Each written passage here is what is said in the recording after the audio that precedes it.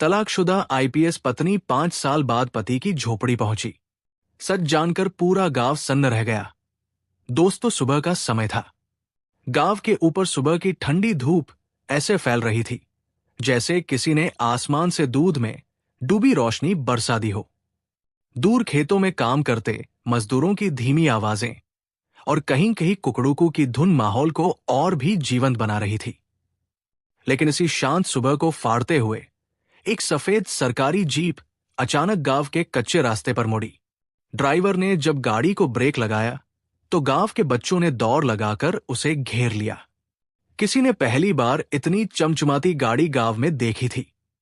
Jeep के शीशों पर लगी नीली बत्ती देखकर वे और भी चकित हो उठे। जीप का दरवाजा धीरे धीरे खुला।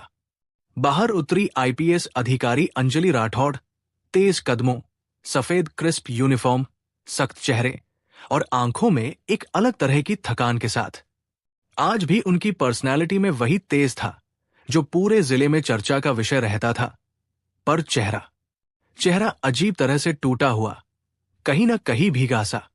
गांव वालों के लिए यह दृश्य किसी फिल्म जैसा था। आईपीएस मैडम यहां, इस दूर के गांव में, और वो भी अकेले। कुछ महिलाएं अपनी साड़ियां ठीक करते हुए चौखट से बाहर झांकने लगी। बच्चों ने कंधे उचकाए, पुरुषों ने आपस में कानाफूसी शुरू कर दी। लेकिन अंजलि किसी की ओर नहीं देख रही थी। उनकी आंखें सिर्फ एक दिशा में जमी थी। गांव के किनारे खड़ी मिट्टी और तिरपाल से बनी एक पुरानी झोपड़ी, उसी झोपड़ी की तरफ जिसके साथ उनकी जिंदगी का एक बंद अध्याय दफन था। उसी झोपड़ी में रहने वाला आदमी, उनका तलाकशुदा पति राघव। 5 साल पहले अंजलि और राघव का रिश्ता किसी भी आम जोड़े जैसा नहीं था। एक ओर देश की टॉपर आईपीएस ऑफिसर, दूसरी ओर एक सीधा सादा गांव का लड़का जो अपने पिता की छोटी खेती संभालता था। दोनों की मुलाकात संयोग से नहीं, किस्मत से हुई थी। और शादी भी, लेकिन किस्मत अपने हिसाब से खेलती है। अंजलि महत्वाकांक्षी थी, अनुशासन प्रिय। राघव सरल, दिल का नरम, भावनाओं को महत्व देने वाला। दोनों की दुनिया अलग थी, बहुत अलग। शादी के बाद कुछ महीने सब ठीक चला, लेकिन फिर झगड़े शुरू हुए। काम को लेकर, समय को लेकर, अंजलि की ड्यूटी को लेकर, राघव की आर्थिक कमजोरियों को लेकर। और एक दिन बात इतनी बढ़ी कि अंजलि ने तलाक का फैसला ले लिया। राघव ने विरोध नहीं किया। उसने सिर्फ इतना कहा था, अगर तुम्हें लगता है मैं तुम्हें बोझ लगता हूं तो मैं चला जाता हूं। और वो सचमुच चला गया। गांव लौट आया, अपनी झोपड़ी में रहने लगा। अंजलि ने सोचा था कि समय के साथ सब भूल जाएंगी, लेकिन सच ये था कि वो खुद को कभी माफ नहीं कर सकी। उन्हें लगता था कि उन्होंने एक अच्छे इंसान को बस इसलिए खो दिया क्योंकि वो अपनी महत्वाकांक्षा और गुस्से में अंधी थी। लेकिन फिर भी 5 साल तक वो कभी उससे मिलने नहीं गई। ना उसने बुलाया, ना उन्होंने तलाश की। फिर ऐसा क्या हुआ जो आज वो अचानक यहां पहुंची? वर्तमान झोपड़ी की तरफ कदम अंजलि ने गहरी सांस ली। दिल इतना तेज धड़क रहा था कि मानो सीने से बाहर निकल आएगा। उन्होंने झोपड़ी की ओर कदम बढ़ाए। कच्ची मिट्टी पर उनके चमकते जूते धंस रहे थे। उनकी आंखों में डर था, एक अपराधबोध और एक सवाल, क्या वो मुझसे नफरत करता होगा?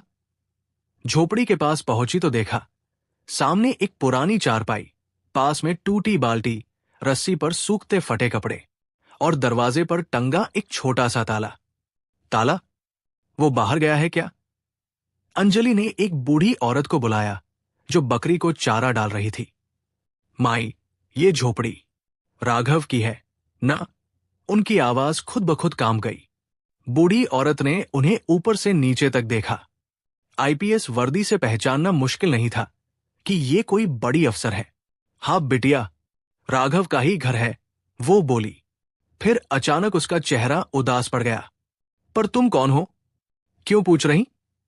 अंजलि ने गला साफ किया। कुछ पल रही, फिर धीमे से कहा, मैं उसकी पत्नी थी। बूढ़ी औरत चौंक गई। अरे, तू ही है वो शहर वाली बहू जिसने उसे छोड़ा था? अंजलि के होंठ सूख गए। उन्होंने हाँ में सिर हिला दिया। बूढ़ी औरत कुछ क्षण उन्हें देखती रही, फिर बोली, तू बहुत देर से आई बेटिया। अंजलि के पैरों तले जमीन खिसक गई। देर? क्यों? वो कहाँ है? क्या हुआ? बूढ़ी औरत की आंखें भर आई। राघव 2 महीनों से बीमार है, अकेला पड़ा था, खुद ही इलाज कराता, खुद ही दवा लाता, कोई अपना नहीं। अब तो चलने फिरने में भी मुश्किल होती है उसे। अंजलि की सांस रुक गई, उनका दिल जैसे किसी ने निचोड़ दिया हो। आंखें भर आई, चेहरा फक पड़ गया। बीमार, अकेला, पर किसको बताए नहीं उसने। बुजुर्ग औरत ने कड़वाहट से कहा, किसे बताता? तुझे? तूने तो उसे छोड़ दिया था। उसके पास कौन था? अंजलि चुप, उनकी आंखें धुंधली हो गई। बूढ़ी औरत आगे बोलने लगी, वो आज सुबह अस्पताल गया है, सरकारी अस्पताल, शायद दवा लेने। अंजलि के अंदर कुछ टूट गया, उनकी आंखें लाल हो गई। लोग दूर दूर खड़े होकर ये सब देख रहे थे। पूरी बस्ती में एक अजीब खामोशी उतर आई थी। आईपीएस वर्दी में खड़ी एक महिला, जिसके पास सत्ता है, शक्ति है, ओहदा है, पर आज वो सिर्फ एक गुनहगार पत्नी जैसी दिख रही थी। अस्पताल की तरफ सफर अंजलि तेज कदमों से जीप में वापस बैठी।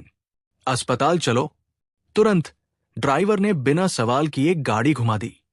रास्ते भर अंजलि की आंखें वैसी ही थी, जैसे कोई टूटा हुआ इंसान भीतर ही भीतर सजा काट रहा हो। दिमाग में सिर्फ एक ही छवि घूम रही थी, राघव का साधारण चेहरा, उसकी मासूम मुस्कान, और वो आखिरी शब्द, अगर तुम्हें लगता है मैं तुम्हें बोझ लगता हूं तो मैं चला जाता हूं। उन्होंने महसूस किया कि उस दिन उन्होंने सिर्फ एक रिश्ता नहीं तोड़ा था, उन्होंने एक भला इंसान खो दिया था। अस्पताल में मुलाकात, अस्पताल छोटा था, पर भीड़ ज्यादा। अंजलि ने धड़कते दिल के साथ रिसेप्शन पर पूछा, राघव गांव का आया है क्या? नर्स ने रजिस्टर देखा और बोली, हां, बेड नंबर 12। लेकिन किस लिए पूछ रही है? अंजलि ने उत्तर नहीं दिया, बस तेजी से अंदर चली गई। बेड न 12 तक पहुंचते हुए उनके कदम लड़खड़ा रहे थे। उनके शरीर में वर्दी का कोई असर नहीं रह गया था, वो सिर्फ एक टूटी हुई औरत थी। उन्होंने बेड पर नजर डाली। चारपेनुमा अस्पताल बेड पर लेटा व्यक्ति बेहद कमजोर लग रहा था। दाढ़ी बढ़ी हुई, शरीर सूखकर हड्डी जैसा, और आंखें बंद। अंजलि को पैर आगे बढ़ाने में डर लग रहा था। राघव, उनकी आवाज फुसफुसाहट से भी कम थी। राघव ने धीरे धीरे आंखें खोली, और उसे देखते ही उसकी आंखें भर आई, लेकिन चेहरे पर कोई नफरत नहीं थी, कोई गुस्सा नहीं, बस एक शांत, थका हुआ, स्वीकार करता हुआ भाव। अंजलि, उसकी आवाज बेहद धीमी थी। अंजलि वही खड़ी रह गई, उनकी आंखों से आंसू उतरने लगे। मैं बहुत देर से आई ना, वो रोते हुए बोल उठीं। राघव ने हल्की मुस्कान दी, कमजोर सी, टूटी हुई, लेकिन सच्ची। तुम आई, यही काफी है। उसके यही 3 शब्द अंजलि के दिल को चीर गए। उन्हें लगा किसी ने अंधेरे में पीछे से आकर उन्हें जकड़ लिया हो। सच का पहला संकेत अंजलि उसके पास बैठी ने हाथ पकड़ लिया। उसकी उंगलियां बेहद ठंडी थी, जैसे लंबे दर्द ने उन्हें जीवन से काट दिया हो। राघव, तुमने मुझे कभी बताया क्यों नहीं? राघव ने आंखें बंद करते हुए बहुत धीमे जवाब दिया, तुम्हारी जिंदगी में मेरी जगह नहीं थी अंजलि, मैं बोझ नहीं बनना चाहता था। अंजलि फूट फूट कर रो पड़ी, लेकिन राघव के अगले शब्द उन्होंने उनकी आत्मा तक हिला दी। और बहुत सी बातें हैं जो तुम नहीं जानती, जब जानोगी तो और भी रोगी। अंजलि ने सिर उठाया, कौन सी बातें? राघव, सच बताओ। राघव ने आंखें उनके चेहरे पर टिकाई। उसकी नजरों में एक अजीब सा खालीपन था, जैसे कोई गहरा राज भीतर दफन था। सब बताऊंगा, लेकिन अभी नहीं। अंजलि ने उसका हाथ कसकर पकड़ लिया। नहीं, आज सब बताओगे राघव, आज। मैं किसी सच से नहीं डरूंगी। राघव हल्का सा मुस्कुराया, तुम डरोगी अंजलि, पूरा गांव डर जाएगा, क्योंकि सच बहुत कड़वा है, बहुत भारी है। अंजलि की सांसें अटक गई, और यही था वो पल जिसने आने वाले 4 पार्टों की नींव रख दी। एक ऐसा सच जो सिर्फ पति पत्नी का नहीं, पूरे गांव का इतिहास बदलने वाला था। अस्पताल के कमरे की खिड़की से आती सुबह की हल्की धूप सीधे राघव के चेहरे पर पड़ रही थी। उसके चेहरे पर वही पुरानी सरल मुस्कान थी, लेकिन अब उस मुस्कान में एक गहरा दर्द छिपा था जो अंजलि को साफ दिखाई दे रहा था। अंजलि उसके पास बैठी थी, राघव के हाथ को थामे। हमेशा से मजबूत, सख्त और अनुशासित अंजलि आज एक टूटी हुई पत्नी थी। पछतावे में डूबी, डर में लिपटी, और कहीं न कहीं उम्मीद में भी कि शायद देर सही पर सब ठीक हो सकता है। पर राघव की आंखों में वो उम्मीद नहीं थी। उसके चेहरे पर एक शांत, स्वीकार भाव था, मानो वो सब कुछ पहले से जानता हो कि ये मुलाकात आखिरी है या शुरुआत। कमरा शांत था। दीवार की घड़ी की टिक-टिक ही एकमात्र आवाज थी। कुछ पल बाद अंजलि धीरे से बोली, राघव, वो कड़वा सच क्या है? तुम क्यों कह रहे हो कि पूरा गांव सन्न रह जाएगा? राघव ने हल्की सांस ली। अंजलि, बहुत कुछ ऐसा है जो तुम नहीं जानती, जो तुम्हें जानना चाहिए था, लेकिन मैंने खुद छुपाया। क्यों? अंजलि की आंखें भर आई। राघव ने उसकी आंखों में देखते हुए धीमे धीमे कहा, क्योंकि मैं तुम्हें दुखी नहीं करना चाहता था, क्योंकि मैं तुम्हारी राह का बोझ नहीं बन सकता था, और क्योंकि तुम्हारे करियर की वजह से मुझे एक बड़ा फैसला लेना पड़ा था जो शायद तुम जान लेती तो तुम आज आईपीएस न होती। अंजलि का दिल बैठ गया। राघव, तुम क्या कह रहे हो? किस फैसले की बात कर रहे हो? राघव ने कुछ पल आंखें मूंद ली, फिर कहा, 5 साल पहले तुम्हारे खिलाफ एक झूठी शिकायत दर्ज हुई थी। तुम्हारे प्रमोशन के ठीक 1 हफ्ते पहले वो शिकायत अगर आगे बढ़ती तो तुम्हारा करियर खत्म हो सकता था। अंजलि सन्न रह गई, उनकी सांस अटक गई। कुछ पल बाद वो टूटी आवाज में बोली, पर मेरी फाइल में तो ऐसी कोई शिकायत दर्ज ही नहीं हुई, मुझे तो कभी बताया ही नहीं गया। राघव ने उसकी उंगलियों को हल्के से दबाया, क्योंकि मैंने उसे दर्ज ही नहीं होने दिया। अंजलि अपनी सांस रोककर राघव को देखती रही। राघव ने धीरे धीरे बोलना शुरू किया। वो शिकायत गांव के कुछ धनी लोगों ने की थी। उन्हें तुम्हारी जांच पड़ताल से डर लगता था। तुमने उनके कई गैरकानूनी काम पकड़े थे। वे चाहते थे कि तुम्हें किसी भी तरह गिराया जाए। उन्होंने मुझ तक बात पहुंचाई और बदले में मांग की कि मैं तुम्हारे खिलाफ बयान दूं, ताकि शिकायत मजबूत हो जाए। अंजलि का चेहरा सुन्न हो गया। उन्होंने तुमसे मेरे खिलाफ बयान मांगा? हां, राघव ने कहा। वे जानते थे कि तुम्हारे पति का बयान सबसे भारी पड़ेगा, और अगर वो बयान जाता तो तुम्हारा प्रमोशन रुक जाता, शायद तुम्हें 3 साल तक निलंबित भी कर दिया जाता। अंजलि की आंखें भर आई। राघव, तुमने मुझे क्यों नहीं बताया? तुमने अकेले कैसे झेला ये सब? राघव ने थककर मुस्कुराया, क्योंकि मैं नहीं चाहता था कि तुम्हारे करियर में मेरा नाम कभी अड़चन बने। तुम्हें सिर्फ आगे बढ़ते देखना चाहता था, चाहे मुझे पीछे हटना पड़े। अंजलि के गालों पर आंसू बहने लगे। फिर तुमने किया क्या? राघव ने धीमी आवाज में कहा। मैं उन लोगों के सामने सीधा खड़ा हो गया, साफ कह दिया कि मैं झूठा बयान नहीं दूंगा। उन्होंने धमकाया, लालच दिया, पर मैं नहीं माना। उसके बाद? अंजलि फुसफुसाई। उसके बाद उन्होंने मुझ पर हमला करवाया, मुझे इतना मारा कि महीने भर बिस्तर से नहीं उठ पाया। लेकिन बात इतनी ही नहीं थी। अंजलि अभी तक जितना सुन चुकी थी वो काफी था उन्हें तोड़ने के लिए, पर आगे जो आने वाला था वो उनके लिए सहने से कहीं ज्यादा भारी था। राघव ने बोलना जारी रखा। उन्हें डर था कि अगर मैं बच गया तो मैं पुलिस में शिकायत कर दूंगा, इसलिए उन्होंने तुम्हें भी इसमें घसीटने की धमकी दी। कहा कि अगर मैंने उनका साथ नहीं दिया तो वे तुम्हारा करियर खत्म कर देंगे, तुम्हें गलत केस में फंसा देंगे, तुम्हारे विभाग में अफवाहें फैलाएंगे और तुम्हारा नाम बर्बाद कर देंगे।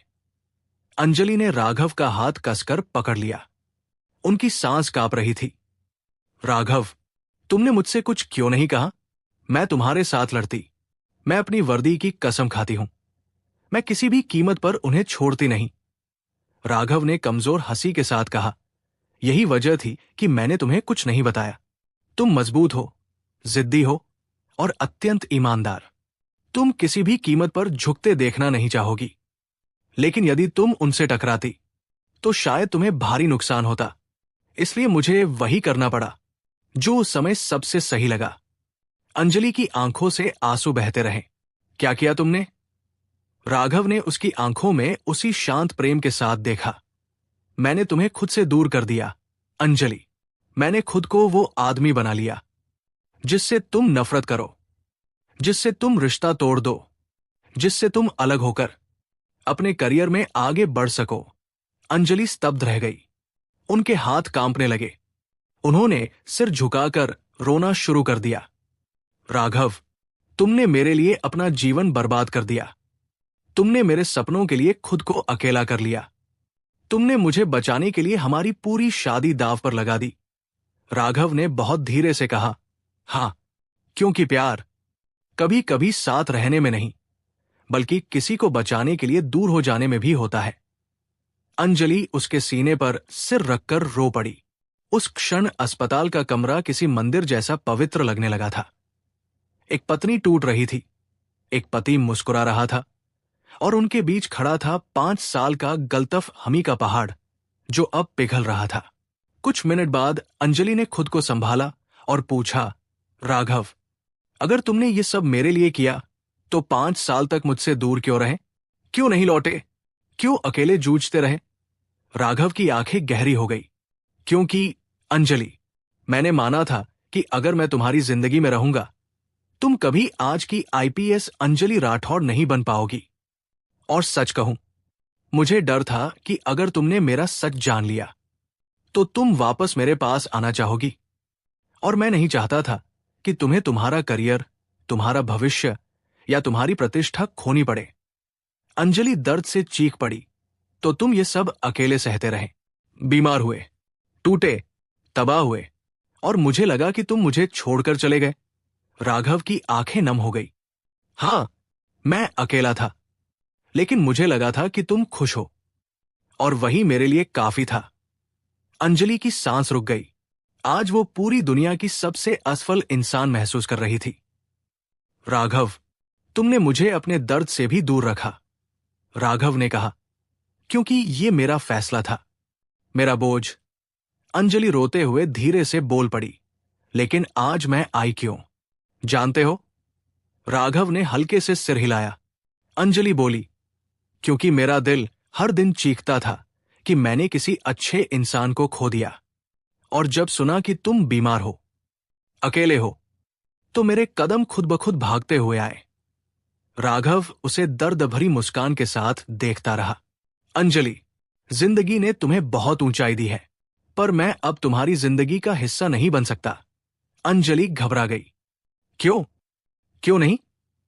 राघव ने खिड़की से बाहर देखा, जहां धूप फैल रही थी। क्योंकि मेरे पास अब ज्यादा समय नहीं है। अंजलि का दिल धड़कना बंद हो गया। क्या मतलब? राघव की आंखों में एक भारी सच तैर गया। मेरा इलाज देर से शुरू हुआ है। डॉक्टरों का कहना है कि स्थिति गंभीर है। अंजलि ने चीख मारकर उसका हाथ पकड़ा। नहीं राघव, तुम मुझे ऐसे छोड़ नहीं सकते। मैं फिर से तुम्हें नहीं खोऊंगी। नहीं, नहीं। राघव ने उसके सिर पर हाथ रखकर कहा, अंजलि, अभी बहुत कुछ जानना बाकी है। मेरे बीमार होने का असली कारण, उस झोपड़ी का सच, और उन 5 सालों का राज। अंजलि की आंखें फैल गई। राघव ने धीमे से कहा, वो सच जिसे सुनकर पूरा गांव सन्न रह जाएगा। अंजलि का दिल धड़कता रह गया। क्या? कौन सा सच? राघव ने आंखें बंद कर ली। वो मैं कल बताऊंगा। अभी थोड़ी देर आराम चाहिए। और कमरा फिर खामोश हो गया। अंजलि उसे देखती रह गई। उनकी आंखें डर, प्यार, पछतावा और बेचैनी से भरी हुई थी। आज उन्हें सिर्फ एक सच पता चला था, पर आगे जो आने वाला था वो सिर्फ उनका रिश्ता नहीं, बल्कि गांव का पूरा इतिहास बदलने वाला था। अस्पताल के बाहर शाम धीरे धीरे उतर रही थी। आसमान नारंगी और हल्के बैंगनी रंग में रंगा हुआ था, जैसे खुद प्रकृति किसी गहरे दुख की तैयारी कर रही हो। अंजलि अकेली उस बरामदे में बैठी थी, जहां हवा की हल्की ठंडक उनके चेहरे को छू रही थी, पर उनके भीतर उठ रहे तूफान को शांत नहीं कर पा रही थी। राघव सो गया था, या यूं कहें कि डॉक्टरों ने कहा था उसे आराम चाहिए। लेकिन अंजलि को कैसे आराम मिलता? उनके दिल में लाखों सवाल चुभ रहे थे। उनकी आंखों के सामने बार बार वही एक बात घूम रही थी। अंजलि, अभी बहुत कुछ जानना बाकी है। मेरे बीमार होने का असली कारण, उन 5 सालों का सच, जिसे सुनकर पूरा गांव सन्न रह जाएगा। ये शब्द जैसे किसी मंदिर की घंटी की तरह लगातार उनके कानों में गूंज रहे थे। वे खड़ी हुई, धीरे से आईसीयू वार्ड की ओर देखा, और उनकी आंखों में एक चमक उभरी। कल नहीं, मुझे आज ही सच चाहिए, चाहे वो कितना भी दर्द देने वाला क्यों न हो। लेकिन कमरे में जाने ही वाली थी कि डॉक्टर ने हाथ उठाकर रोक दिया। मैडम, प्लीज, मरीज को अभी आराम चाहिए। उनकी तबीयत कल जांचनी है, तब आप बात कर लीजिएगा। अंजलि ने मजबूर होकर सिर हिलाया, पर उनकी आंखें कह रही थी कि वो एक पल भी और इंतजार नहीं कर सकती। वे वापस बेंच पर आकर बैठ गई। धीमी हवा चल रही थी, और वो हवा जैसे अंजलि के भीतर दबी पीड़ा को और भी बड़ा कर रही थी। कुछ देर बाद अचानक एक बूढ़ा आदमी, जो शायद अस्पताल में किसी मरीज को देखने आया था, दवाई लेकर लौट रहा था। उसने अंजलि को गहन चिंता में बैठे देखा। उसने सिर झुकाकर सम्मान से कहा, मेम साहब, आप राघव की पत्नी हो ना? अंजलि चौंक कर उसे देखने लगी। हाँ, पर आप कैसे जानते हैं? बूढ़ा आदमी हल्की हंसी के साथ बोला, गांव छोटा है और रिश्ता बड़ा था। राघव बहुत नेक इंसान है, उसके बारे में सब जानते हैं, पर उसके अंदर बहुत कुछ ऐसा भी दबा है जो शायद आपको भी नहीं पता होगा। अंजलि की रीढ़ में सिहरन दौड़ गई। क्या मतलब? आपको क्या पता है? बूढ़ा आदमी पास आकर धीमे स्वर में बोला, इस गांव में बहुत गहरे राज छुपे हैं, मेम साहब, और राघव उन सबका अकेला गवाह है। अंजलि की आंखें फैल गई। कौन से राज? बूढ़ा आदमी नजरें झुकाकर बोला, ये बात राघव ही बताए तो अच्छा है, लेकिन मैं इतना कह सकता हूं, जिस दिन वो सच खुला, उस दिन गांव की कई नींव हिल जाएंगी। और वो चला गया। अंजलि वही जड़ हो गई। दिल और तेज धड़कने लगा। अब तो उन्हें और भी बेचैनी होने लगी। लगता था उनका सीना फट जाएगा। अगली सुबह की पहली किरणों ने जैसे ही अस्पताल की सफेद दीवारों को छुआ, अंजलि की आंख खुल गई। उन्होंने सारी रात नहीं सोई थी। कुर्सी पर बैठ बैठ कर ही रात गुजार दी। डॉक्टरों की आवाजें, नर्सों के कदमों की आहट, सब कुछ धुंधला लग रहा था। उनकी आंखें सिर्फ एक दरवाजे पर टिकी थी, राघव के आईसीयू के दरवाजे पर। जैसे ही डॉक्टर बाहर आए, अंजलि तुरंत उनके पास पहुंच गई। डॉक्टर, कैसी है उसकी हालत? डॉक्टर ने चश्मा ठीक करते हुए गंभीरता से कहा, स्थिति अब भी नाजुक है, लेकिन वो होश में है। आप चाहे तो बात कर सकती है, लेकिन ज्यादा देर नहीं। उसका शरीर बहुत कमजोर है। अंजलि ने बिना एक सेकंड गवाए कमरे की ओर कदम बढ़ा दिए। अंदर भावनाओं का तूफान राघव बिस्तर पर लेटा हुआ था। चेहरे पर हल्की परछाइयां, लेकिन आंखों में वही पुराना शांत गहरापन। उसे देखते ही अंजलि के कदम थम गए। उनकी आंखें भर आई। उन्होंने धीरे से उसका हाथ पकड़ा। राघव, मैं यहां हूं। राघव ने आंखें खोली और एक मुस्कान उभरी, कमजोर पर सच्ची। तुमने रात भर नींद नहीं ली? उसने धीमे से पूछा। अंजलि की आंखों में दर्द भर आया। नींद? तुम इस हालत में हो और मैं सो जाऊं? राघव, मुझे सब जानना है, अभी, आज। सच क्या है? वो 5 साल तुमने क्या झेला? तुमने मुझसे क्या छुपाया? और वो राज क्या है, जिसके खुलने से पूरा गांव हिल जाएगा? राघव ने गहरी सांस ली। उसके चेहरे पर थकान और दर्द साफ दिख रहा था। अंजलि, ये सब बातें आसान नहीं हैं। और शायद तुम सुनकर टूट जाओगी। अंजलि का गला भर आया। मैं पहले ही टूट चुकी हूं, राघव। अब केवल सच मुझे बचा सकता है या फिर खत्म कर सकता है। बोलो, क्या है वो सच? कमरे में एक लंबी खामोशी उतर गई। खिड़की से आती धूप उनके बीच के दर्द को और भी उजागर कर रही थी। राघव ने धीरे से बोलना शुरू किया। अंजलि, मेरी बीमारी सिर्फ बीमारी नहीं है, मुझे जहर दिया गया था। अंजलि का शरीर कांप गया, उनकी उंगलियां सख्त हो गई। जहर? किसने? क्यों? राघव ने आंखें बंद कर ली, मानो दर्द फिर से जाग उठा हो। क्योंकि मैंने गांव के सबसे बड़े राज को बचाया था और उसी चाल में फंस गया।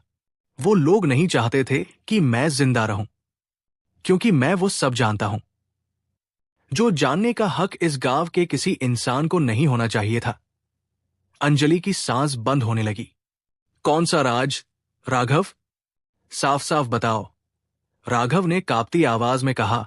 5 साल पहले, जिस समय तुमने तलाक लिया, उसी समय गांव के कुछ नेता, जमींदार और 2 पुलिस अफसर मिलकर एक बड़ा अपराध कर रहे थे। जमीनों की अवैध कब्जेदारी, गरीबों के नाम पर फर्जी कर्ज और रात में होने वाली तस्करी। अंजलि ने हैरानी से कहा, यह सब मुझे क्यों नहीं बताया गया? मैं तो आईपीएस थी, मुझे बताना चाहिए था। राघव ने कड़वी हंसी हंसी। यही तो था उनका डर।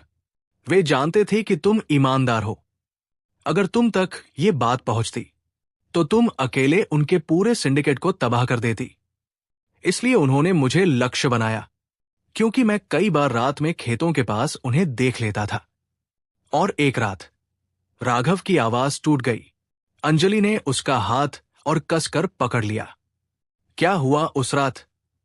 राघव ने नजरें उठाकर अंजलि की आंखों में देखे और कहा, उस रात मैंने वही देखा जो नहीं देखना चाहिए था। गांव के बाहर जंगल में कई ट्रकों के जरिए अवैध सप्लाई हो रही थी। हथियार, शराब और शायद कुछ और उसी रात उन्होंने मुझे पकड़कर बहुत मारा और जाते जाते कहा, अगर जिंदा रहना है तो चुप रहो, अगर पत्नी को बचाना है तो उससे दूर रहो। अंजलि ने दांत भींच लिए, उनकी आंखें आग बन गई। तो तुमने चुप रहना चुना मेरे लिए? उन्होंने टूटती आवाज में कहा। राघव ने शांत स्वर में कहा, हां, क्योंकि उस वक्त तुम्हारी जिंदगी मेरी जिंदगी से बड़ी थी। अंजलि फूट पड़ी, आंखों से आंसू रुक ही नहीं रहे थे। लेकिन जहर कैसे? वो रोते हुए बोली। राघव ने आंखें झुकाई। 2 साल पहले से उन्होंने मेरे खाने में धीरे धीरे जहर मिलवाना शुरू किया, ताकि मेरी मौत एक बीमारी लगे, कोई सबूत न मिले और राज दफन रहे। अंजलि का दिल किसी ने मरोड़ दिया हो जैसे। उनकी सांसें टूट रही थी। राघव, तुमने मुझे क्यों नहीं बताया? मैं तुम्हें बचा लेती, मैं उन सबको खत्म कर देती। तुमने मुझे अकेले क्यों छोड़ दिया? राघव ने बेहद धीमी आवाज में कहा, क्योंकि अगर तुम सच जानती तो तुम खुलकर लड़ती और शायद आज तुम भी किसी अस्पताल में होती। या अंजलि ने उसका हाथ अपने सीने पर रख लिया और जोर से कहा, या क्या? बोलो, मैं मर भी जाती तो भी मंजूर था, पर तुम्हें अकेले ये सब झेलने नहीं देती। राघव की आंखों में गहरी चमक उभरी। अंजलि, तुम्हारा प्यार ही मेरी ताकत था। राघव ने कांपती आवाज में कहा, अगर तुम जान जाती तो तुम रुक जाती, और मैं नहीं चाहता था कि मेरी वजह से देश एक ईमानदार आईपीएस खो दे। अचानक मशीन की आवाज तेज हो गई। Beep beep. अंजलि ने उसे झकझोर दिया। राघव, मत जाओ, मैं आ गई हूं, अब सब ठीक कर लूंगी। राघव ने आखिरी बार उसकी तरफ देखा। हल्की मुस्कान आई और होंठ हिले। अब सच तुम्हारी वर्दी संभालेगी। बीप। आवाज थम गई। 3 दिन बाद पूरे गांव में पुलिस की गाड़ियां थी। नेता, जमींदार, अफसर सब गिरफ्तार। झोपड़ी के सामने अंजलि खड़ी थी, आंखों में आंसू और सीने में गर्व। उसने धीमे से कहा, तुम अकेले नहीं थे राघव, तुम्हारा सच जिंदा है और पूरा गांव सन्न रह गया।